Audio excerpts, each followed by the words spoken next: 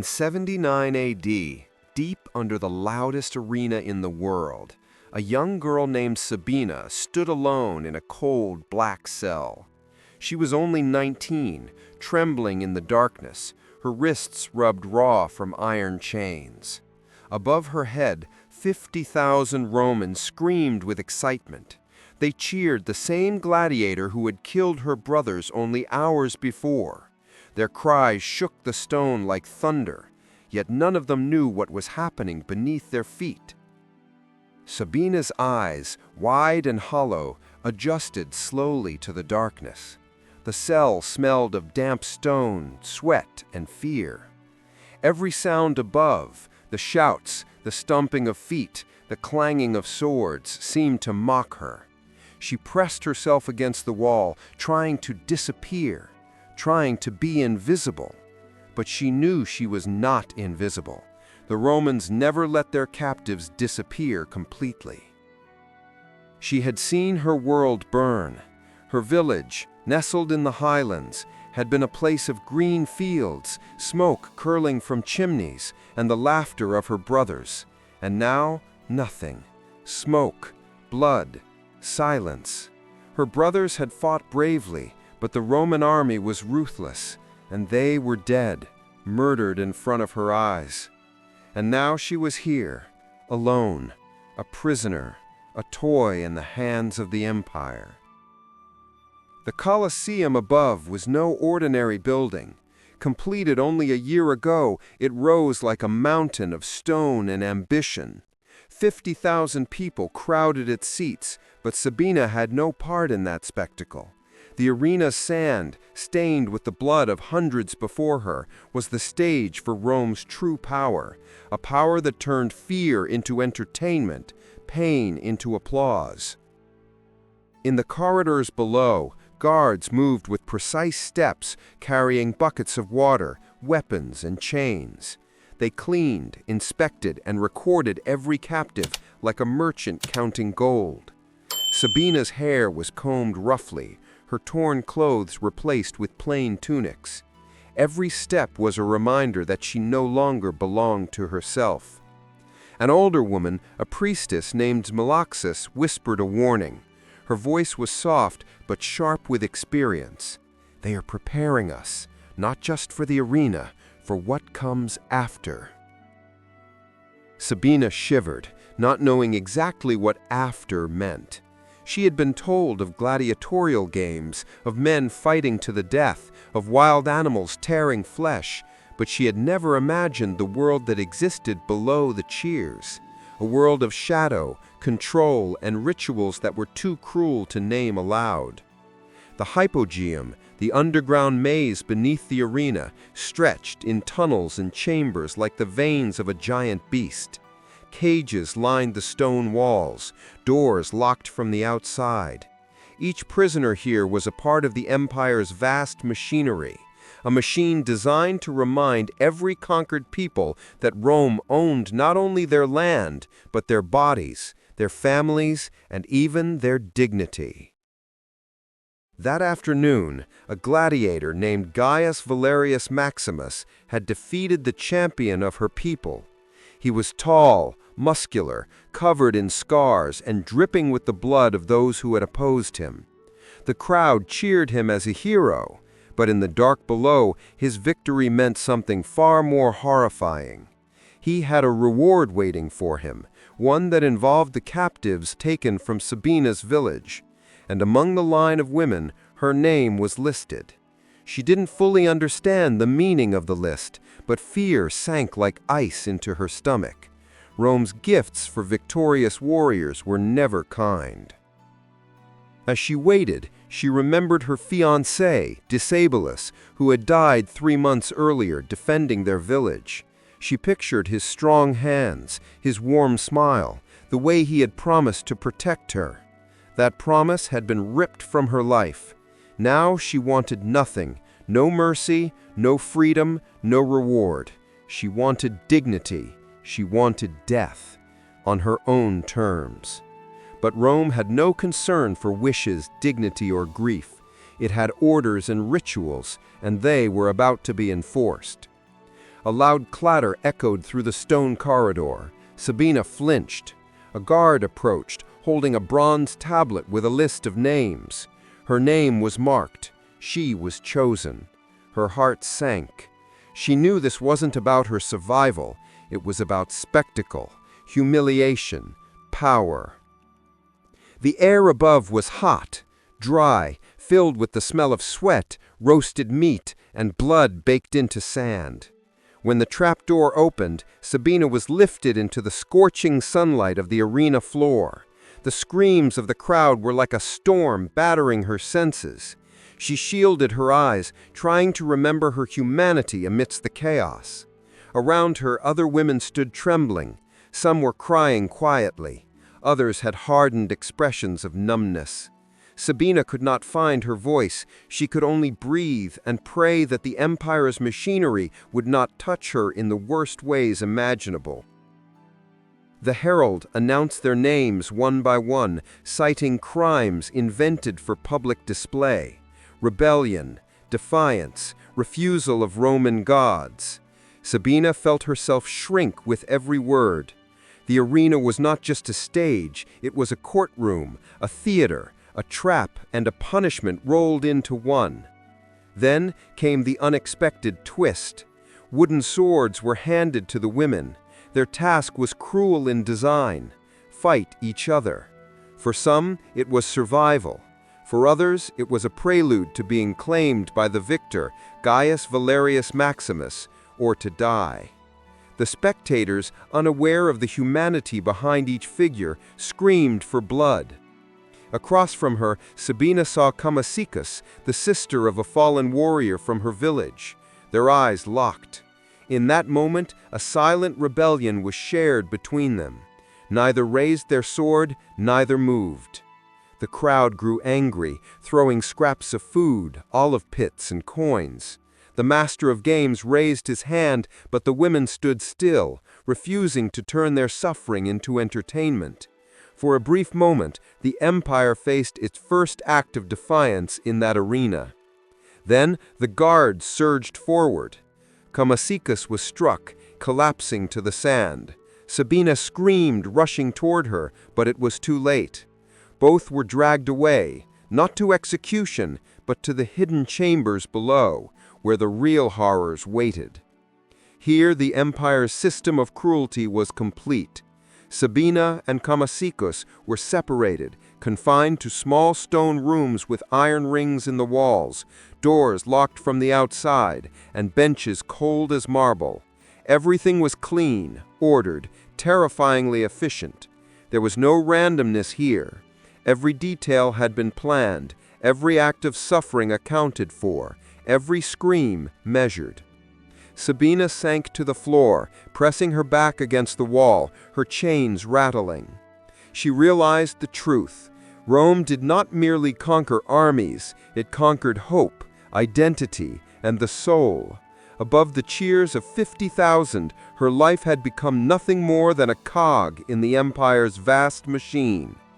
Hours passed. The screams from the arena faded as night crept across the city. Sabina sat in darkness, listening to the drip of water, the scuff of guards' sandals, the distant echoes of triumph and terror. And in that stillness, she held on to a fragment of herself, a memory of her brothers, of her village, of the life that Rome could not take completely.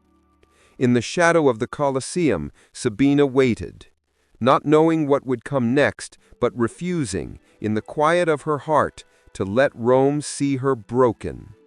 The Colosseum was more than stone and arches. It was a living engine of power, a theater built not for comfort, but for control. Every seat, every trap door, every tunnel beneath the sand was designed to remind the people of one simple truth: Rome dominates all, above and below, in life and death. Sabina had begun to see this, even from her small, dark cell. The guards moved with precision, like parts of a machine. Chains clinked, doors slammed, and bronze tablets clattered across desks as scribes recorded the captives' names, ages, and eligibility for allocation. Human lives were reduced to words on a page. Above, the crowd roared for gladiators, unaware that beneath the cheers a hidden theater of terror was in motion. Gladiators fought for survival, yes, but the prisoners below were also part of the spectacle. Each movement, each scream, each trembling glance could be used to entertain the empire. The hypogeum was a labyrinth, stone corridors twisted like roots beneath the arena. Cells lined the walls. Some were small, just enough space to sit or lie. Iron rings were embedded into the stone, meant for chains. Channels carved into the floor carried water or blood or whatever the empire deemed necessary. Every feature had a purpose. Nothing was accidental. The Roman audience only saw the arena floor, the sun, the sand, the grand show. But the real performance began underground, where captives like Sabina waited for their turn. Guards, scribes, and attendants followed detailed schedules. Orders came from the master of games, who reported to the emperor himself. Every ritual, every allocation of prisoners to victors, every staged myth reenacted by captives was documented, recorded, and approved. For Sabina, understanding the system made it no less terrifying. She realized the arena was not chaos, not random violence. It was carefully engineered cruelty. The empire didn't just kill enemies, it orchestrated psychological warfare, breaking families, humiliating women, turning men into tools of oppression. These were all layers of the same plan. A guard entered her cell carrying a small wooden tablet. He tapped a name. Gas Valerius Maximus, her captor, had chosen his reward. The term itself made her stomach twist. To Rome, a reward for victory meant the right to select captives for personal use. The rules were clear. No one questioned them. They were enforced without mercy. Yet even here, in the dark, Sabina began to notice cracks, not in the empire, but in the men who served it. Some gladiators, exhausted and hardened by death, paused when confronted with resistance.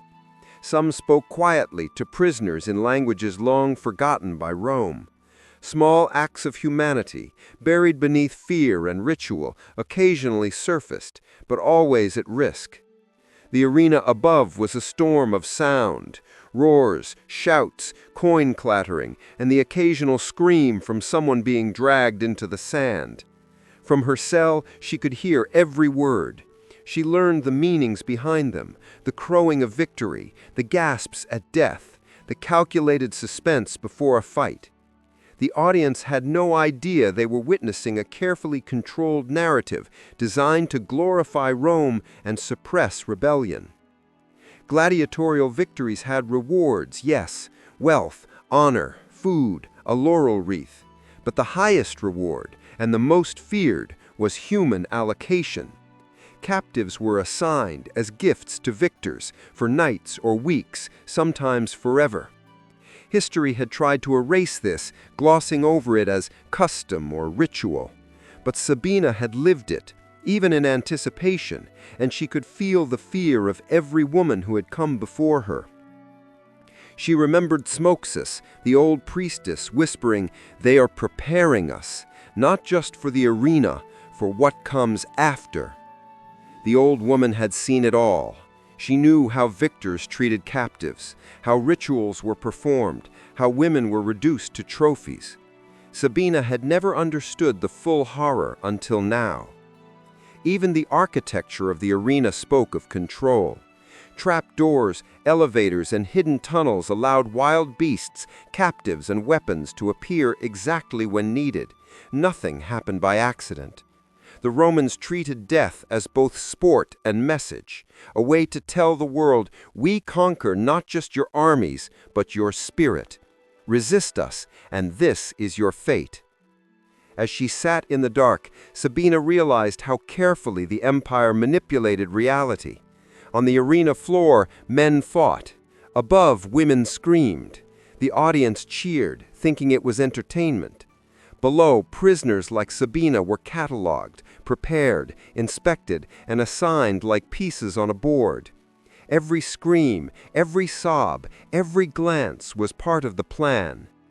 And yet, in this controlled machine, small anomalies could ripple outward. A gladiator could refuse a reward. A captive could resist. A guard could hesitate. These rare moments had the power to shake the system, though rarely enough to stop it. Sabina thought of the women she had seen earlier, lined up with her in the holding cell. Each one carried her own grief, fear, and defiance. The empire intended to break them, yet some, like Kamasikas, still held a spark of courage. That spark was dangerous in the eyes of Rome, but it was all Sabina had to cling to.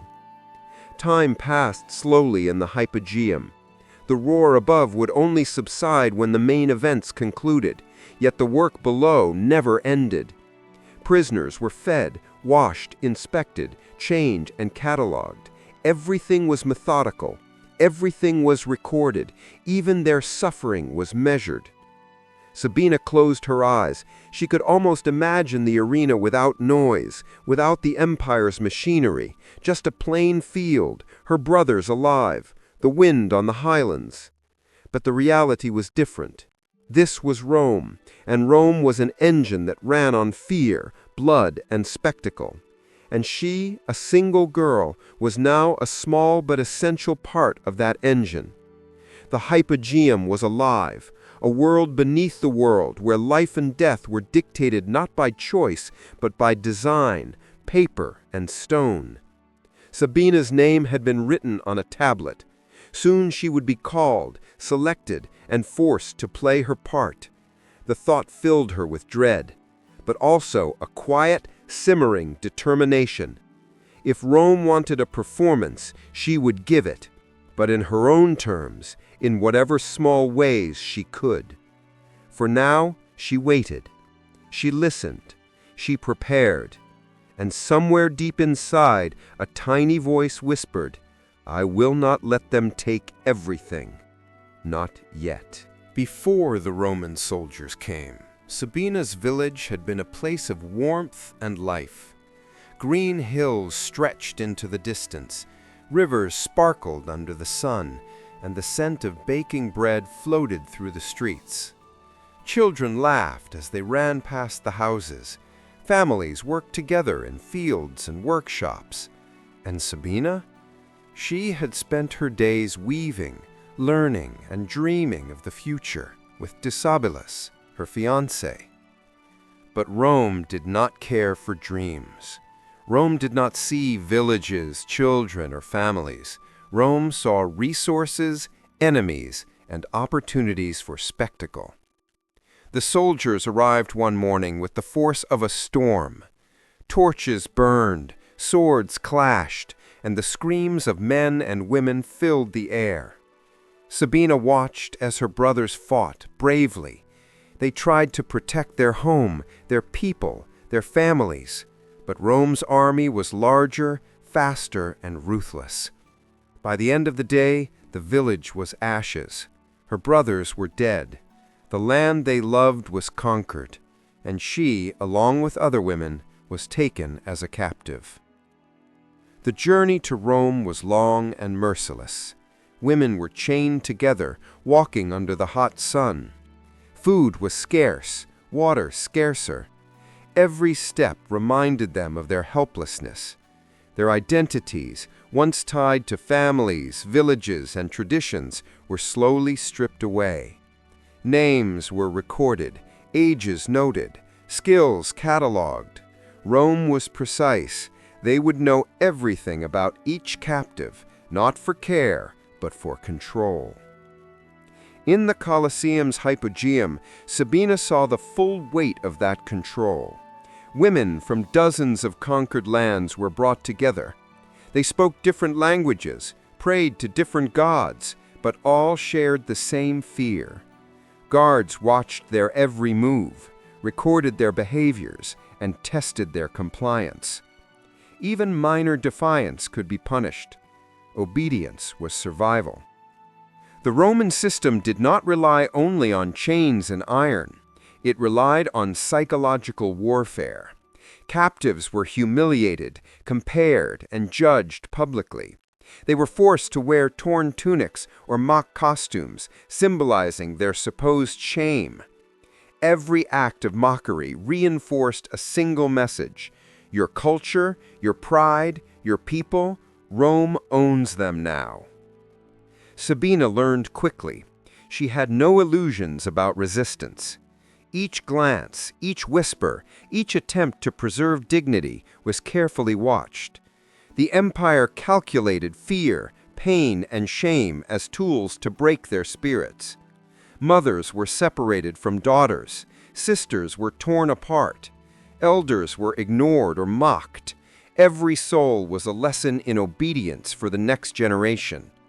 Yet even in captivity, small acts of humanity survived. A glance of understanding, a whispered word in a forgotten language, a shared memory of home. These were the sparks that the empire could not extinguish completely. Sabina observed the other women carefully. Kamasikas, the sister of another fallen warrior, carried herself with a quiet defiance. Her eyes were sharp, her back straight, even when they forced her to kneel. Zmoxis, the priestess, shared whispered warnings and advice. Survive in mind, if not in body, she said. Rome can take your home, your family, even your name, but it cannot reach the part of you that refuses to be broken. The empire's cruelty was calculated. Captives were not killed immediately. They were used, catalogued, and prepared for spectacle. Sabina understood that death above the arena floor was part of a plan, but so was the slow erosion of spirit below it. Rome had realized that a conquered people could be feared more effectively if their traditions, families, and pride were destroyed before their bodies. Every day Sabina witnessed the machinery of this control. Women were scrubbed, their hair combed, their skills tested. They were paraded before officials who would decide their assignments. Gladiators, victorious in combat, were allowed to choose rewards, which often included captives like Sabina. The bureaucratic system ensured that no one could complain. The rules were absolute. The captives had no voice, and the gladiators had full power over them for the brief moments they were allocated. In this system, Sabina's grief had to be quiet. Her memories had to be secret. And yet she found ways to survive. She observed, she learned, she memorized guards' routines, listened to whispered warnings, and studied the gladiators who came and went. Knowledge, she realized, was a weapon just as important as any sword. She thought about her brothers and about Decebalus. They had fought with courage, even in the face of certain death. Sabina decided that she would carry their strength within her. Not for revenge, there was no power left for that, but for survival, and for the rare moments when she could resist, even in small ways. The psychological impact of captivity was immense. Some women lost hope immediately. Some screamed, some wept, some gave themselves entirely to obedience. But others, like Kamasikas and Sabina, learned to live inside the system without being consumed by it. Their defiance was quiet but persistent. A glance, a hesitation, a refusal to perform as expected. These small acts mattered more than anyone in the empire realized. The Romans did not intend for captives to think or hope. They wanted complete domination. And yet the human spirit is hard to destroy completely. Sabina understood that even in chains, in fear, and under constant scrutiny, she could retain a part of herself. The days passed slowly, filled with tension.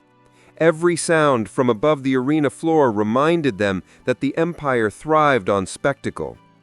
Every footstep of a guard echoed the power Rome held, and every whispered conversation between captives was a fragile thread of humanity, connecting them to the lives they had lost and the dignity they refused to surrender. Sabina learned the rules of survival quickly. Obey when necessary, resist quietly when possible, and never let fear make her numb. She learned to read the guards, the gladiators, and the scribes' tablets. She learned to hide her grief while keeping her mind sharp, and she understood that knowledge could be as protective as any chain or weapon. Above all, she realized a terrifying truth. Rome did not just conquer lands, it conquered minds, identities, and spirits, and those who survived were the ones who could navigate the machinery without losing themselves completely. Sabina clutched the edge of her tunic, listening to the distant sounds of the arena. Somewhere out there, Gaius Valerius Maximus was celebrating his victory. Somewhere the crowd cheered. Somewhere women and men were being transformed into instruments of spectacle. And somewhere inside her, a fire burned, quiet, hidden, and persistent. She did not yet know how she would act when her turn came, but she knew one thing clearly: she would not surrender entirely, not yet. The day began with the roar of the Colosseum, a sound so loud it shook the walls and rattled the chains in the hypogeum. Sabina felt the vibrations under her feet, deep in the underground chambers. Above, the empire's citizens gathered in the sun, eager for the day's spectacle. Every voice, every cheer was a reminder of the power Rome wielded over life and death. For Sabina and the other captives, this was the day when fear became theater. Guards marched them out of the holding cells, lined them up, and began preparations. The wooden tunics, rough and mocking, were handed out. They were meant to humiliate, to strip away dignity, to transform them into something less than human. Every stitch of torn fabric, every splintered piece of wood in their hands was a symbol of the empire's control. The elevator shafts groaned beneath their weight, lifting them toward the arena floor. Sabina's heart pounded like a drum. She clutched the wooden sword in her hands, feeling the rough edges scrape her palms. The sun hit her face as the trapdoor opened, and suddenly the noise of the crowd crashed over her. 50,000 voices, yelling, laughing, cheering. Vendors hawked roasted meats and wine. The scent of perfume mixed with sweat, dust, and dried blood. The captives were lined up as a herald shouted their crimes: rebellion, aiding enemies, refusing Roman gods. Each accusation was a dagger, cutting deeper than any sword could. The audience gasped and laughed at the stories, seeing fiction and reality blended into a single performance.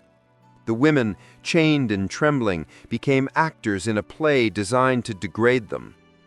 Then came the first twist. The women were paired to fight with wooden swords.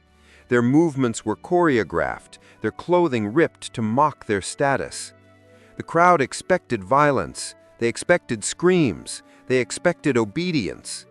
But Sabina did something the empire had not predicted. She froze. Across from her stood Chemisichus, her eyes sharp and defiant. Both women lowered their swords. Neither moved. The roar of the crowd shifted from excitement to confusion, then to anger. Olive pits, scraps of food, and even small stones rained down on them. The audience's patience, their desire for spectacle, turned into hostile frenzy. For 90 seconds, the empire's greatest show was defied. 2 women refused to perform. 2 women stood still while Rome demanded movement, drama, blood. It was a silent act of rebellion, one that carried more weight than any sword strike. Guards rushed in, dragging Chemisichus to the sand. Sabina screamed and tried to follow, but she too was caught. The performance dissolved into real violence. The women were taken below the arena to private chambers, away from the audience. The hypogeum swallowed them, returning them to shadows. Here, the machinery of Rome continued its work. Scribes recorded names, officials documented compliance, and guards ensured obedience. Every act was catalogued, every reaction noted. Human beings had become inventory. Sabina's mind raced as she was led through the labyrinth of stone corridors. Her body ached from chains, her heart ached from fear, but her spirit, fragile and precious, remained. She understood the purpose of this day, not punishment alone, but psychological domination. Rome wanted to prove that rebellion, resistance, and courage were meaningless in the face of its machinery. In her chamber, she saw the stone walls, the iron rings embedded for chains, and the bench carved into the floor. Everything was planned. Everything was deliberate. There was no chaos, only calculated cruelty. Then came the Gladiator. Gaius Valerius Maximus entered the chamber. The door shut behind him with a heavy clang. Blood from previous battles streaked his armor. The scent of iron and sweat filled the room. He was a weapon and a man shaped by the same system that sought to control Sabina. His presence was both threat and authority. Sabina pressed herself against the far wall, her body small, her hands shaking. She expected violence, yet Gaius paused. He removed his helmet, set his sword aside, and sat.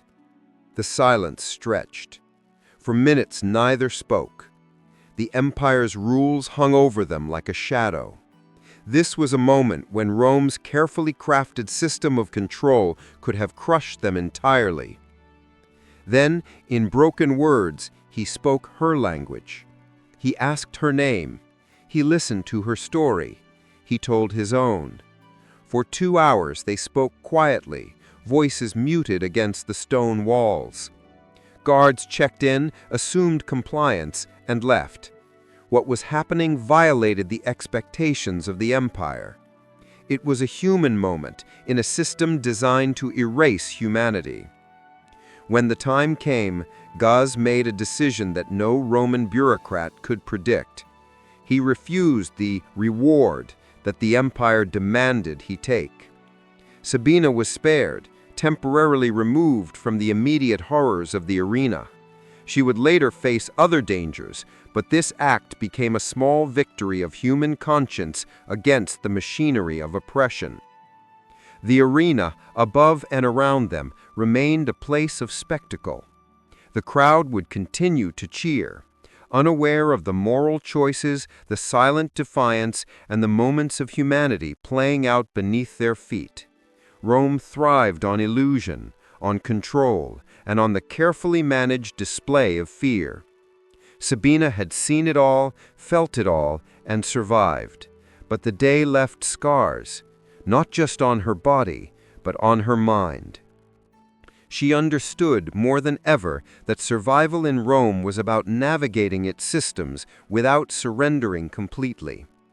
She had witnessed how power could be wielded not only through swords, but through bureaucracy, spectacle, and expectation. And she had learned the fragile, quiet art of resistance, small, invisible, and deeply human.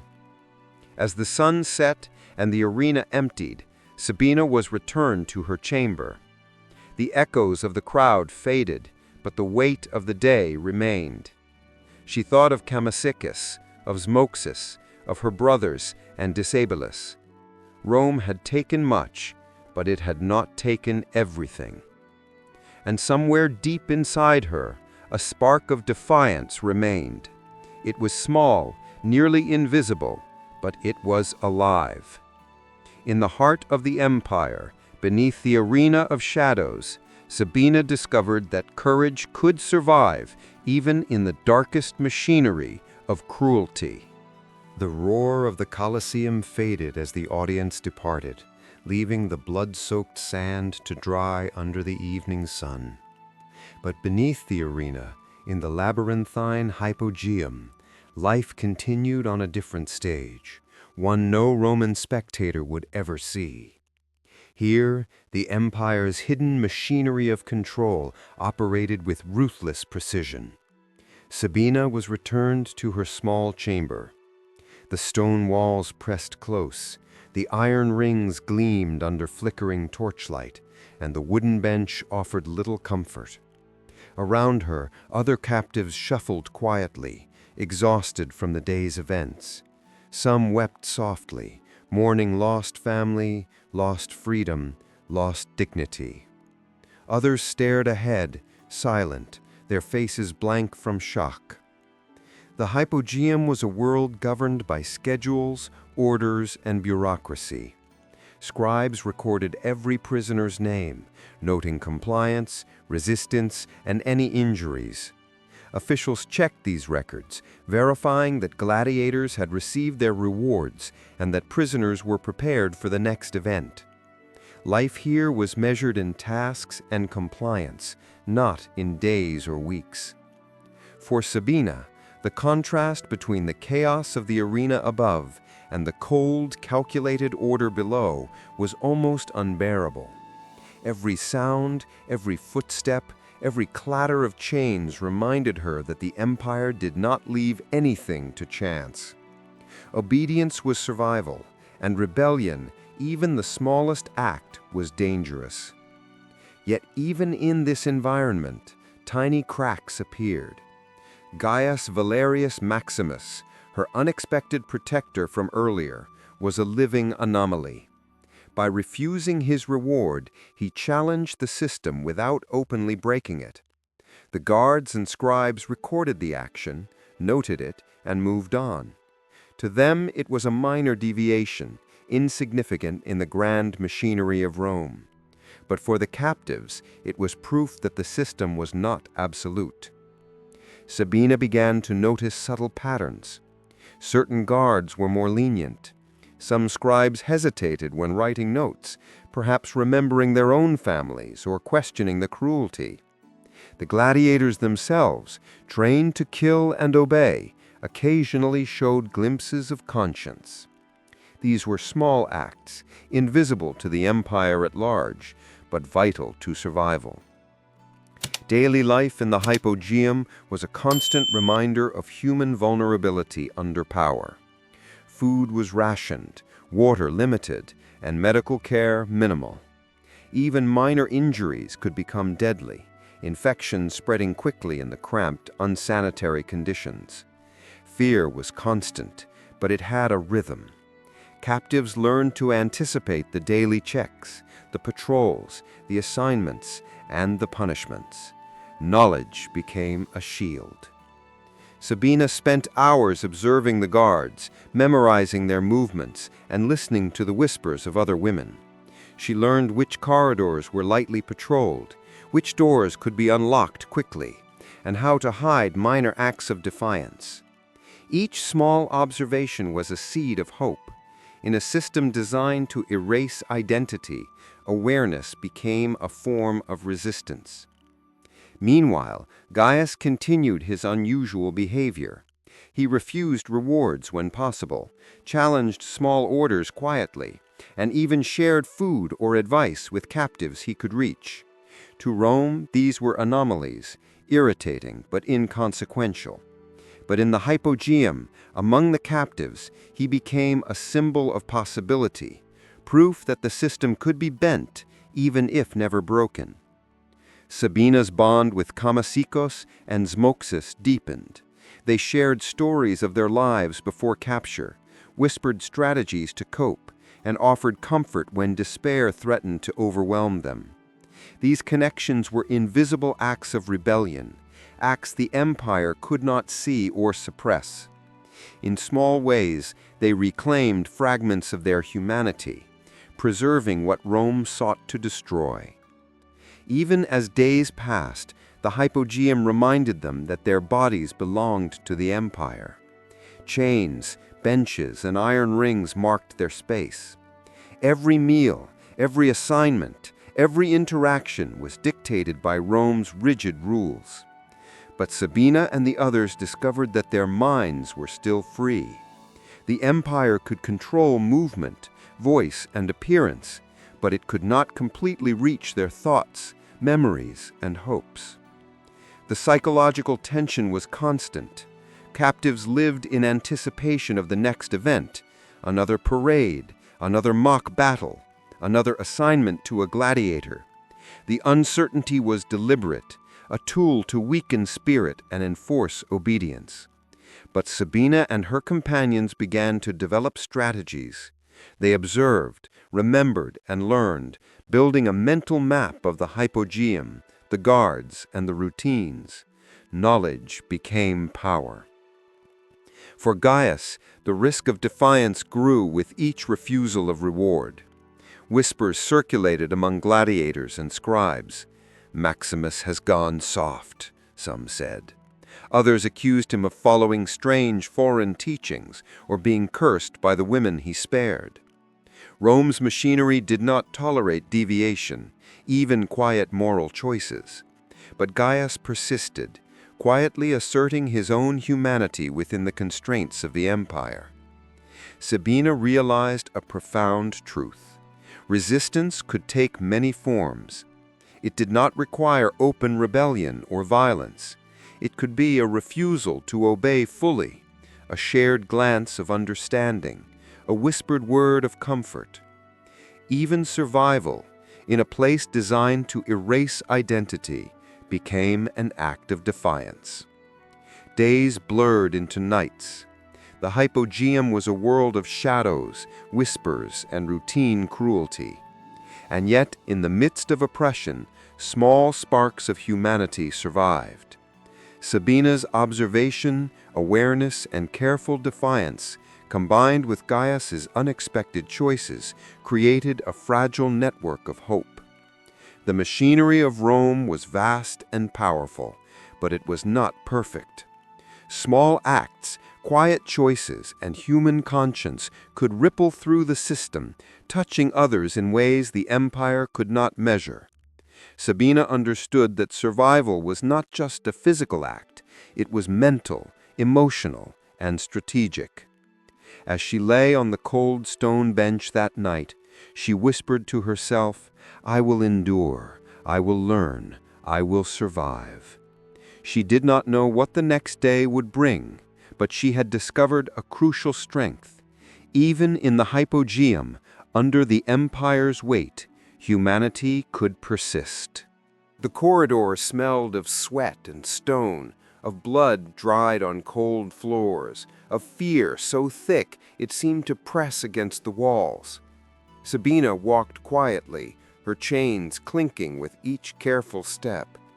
Today she knew something unimaginable would happen. The whispers of the gladiators, the glances of guards, and the stories she had pieced together from other captives had prepared her. But nothing could truly prepare her for the moment she faced the full machinery of Roman power. At exactly 4 o'clock, Gaius Valerius Maximus entered her chamber. His armor was smeared with blood, his helmet tucked under his arm.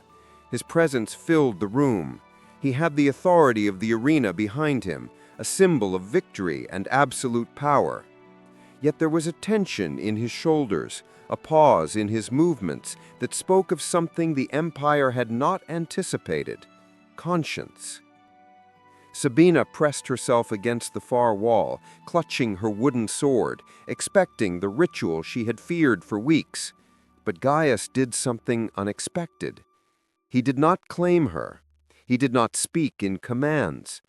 He removed his helmet, set his sword aside, and sat on the stone bench opposite her.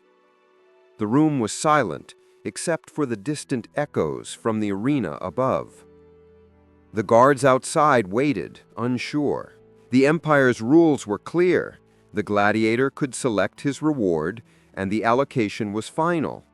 But here, in the stone chamber, time seemed to bend, and the unspoken rules of humanity challenged the rigid bureaucracy of Rome. Gaius spoke in broken Daon, the language he had picked up from other captives. He asked her name. Sabina answered. He asked about her family, her village, the life she had lost. Slowly, words became stories. Stories became understanding. 2 hours passed in whispered exchanges. Sabina learned of Gaius's father, executed for debt when he was 9. Gaius learned of her brothers, of Decembilius, and the village burned to the ground. The guards checked in twice, heard voices, assumed compliance, and walked on. They saw nothing unusual, but in that silence, a small rebellion was unfolding. The empire had prepared the hypogeum for obedience, for fear, for spectacle. And here, 2 humans were quietly refusing the system. Then came the decision. Gaius stood, walked to the chamber door, and called for the guard. "This woman is ill. I refuse the allocation. Send her to the physician." The guards froze. They knew the empire's rules. To challenge the gladiator's choice was bureaucratically possible, but inconvenient. Paperwork, witnesses, inquiries, all slowed the machinery, if only temporarily. And in that pause, Sabina's fate shifted. The immediate horror she had expected, the hands of Gaius claiming her, the sanctioning of Rome, was replaced by a fragile reprieve. Sabina was removed from the chamber, sent to the medical holding area. She was still a prisoner, still surrounded by walls and chains, but for the first time in weeks she felt the ghost of human choice. The empire's system was powerful, but it was not absolute. One individual, acting with conscience, could bend it, however slightly. Yet the reprieve was temporary. Sabina contracted an infection, the most common killer in Roman captivity. Medical care was overcrowded and unsanitary. She fought for life as Rome continued its indifferent rhythms. 3 days later, she succumbed, not to gladiators, not to swords, but to the everyday cruelty of neglect, the systemic indifference that powered the empire as surely as its armies. Gaius Valerius Maximus did not see her again. His act of defiance, though heroic, could not reverse centuries of calculated brutality. But the symbol of his choice spread quickly. Other gladiators whispered, junior warriors questioned orders, and guards exchanged uneasy glances. Maximus had done something no one expected. He had remembered what it meant to be human. The ripple reached Rome's most powerful men. On September 15th, Senator Quintus Aurelius Semicecus presented a complaint to the Senate. His young nephew, a junior gladiator, had refused to claim a captive woman after victory, inspired by Maximus's actions. The trainer had punished him, claiming adherence to Roman values. The Senate debate that followed was explosive, though surviving records obscure its intensity. The conservative faction invoked tradition, insisting that conquered women had always been allocated as rewards. The reformist faction argued that public humiliation created martyrs and rebels, fueling resistance across the provinces. They understood, better than most, that cruelty could radicalize the conquered as effectively as war. 3 provincial governors had reported uprisings, referencing Rome's treatment of captured women as propaganda. Their warnings framed the debate not in morality alone, but in political necessity. The empire's entertainment had consequences, reaching beyond the arena into distant lands. On October 1st, 79 AD, the Senate passed the Lex Captivates, the law of captive women. It forbade the public allocation of female prisoners as rewards in the arena. It banned the spectacle of humiliation, although private exploitation continued. Enforcement was inconsistent. Loopholes abounded. But a principle was set. Even Rome had limits. For Gaius, the consequences were quieter, but real. He fought 5 more bouts that month, refusing rewards each time. Rome murmured. Whispers of softness, curses, and strange influences circulated in the gladiator barracks. But to those who knew, he had acted with courage and conscience. He eventually purchased the freedom of a Daon woman named Kamasikas, likely the same woman who had stood beside Sabina on the arena floor. The archives record only her name, a rare acknowledgement of the personal stakes hidden within the empire's machinery. The tragedy, however, remained. Hundreds of captives, like Sabina, disappeared into the hypogeum's shadows. Many died unnoticed, unrecorded, erased from history except in the faintest scratch marks on stone or the fragments of bronze tags stamped with their names. Rome's efficiency ensured that cruelty was not only systematic, but also largely invisible. Maximus's defiance was a raindrop in an ocean of blood, yet it proved something powerful. Humanity could flicker even in the darkest machinery of the empire. For a moment, an individual's choice interrupted centuries of ritualized cruelty. That spark would echo, inspiring whispers, small acts of resistance, and eventually, legal reform. History remembers few names. Sabina, lost to infection and neglect, is among them. Gaius Valerius Maximus, both victim and agent, remains an anomaly, a reminder that moral courage exists even under tyranny. And the Colosseum, towering above the hypogeum, continues to stand as both monument and warning. Civilization can build brilliance and brutality side by side, often indistinguishable, often intertwined. The Colosseum towered over Rome, a monument to conquest and power, its arches glowing in the afternoon sun.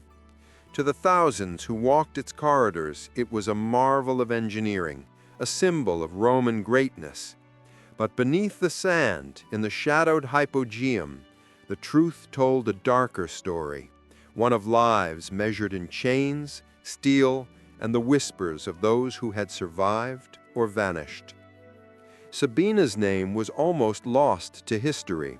Her life ended quietly in the medical holding chambers, claimed by infection, the most ordinary and cruel of killers. No senator debated her death. No chronicler immortalized her face. Yet in her final hours, she had experienced a sliver of humanity, a rare act of conscience that defied the empire's machinery. That act belonged to Gaius Valerius Maximus, the gladiator who chose empathy over duty, humanity over ritual, and courage over obedience. Rome continued to thrive on spectacle.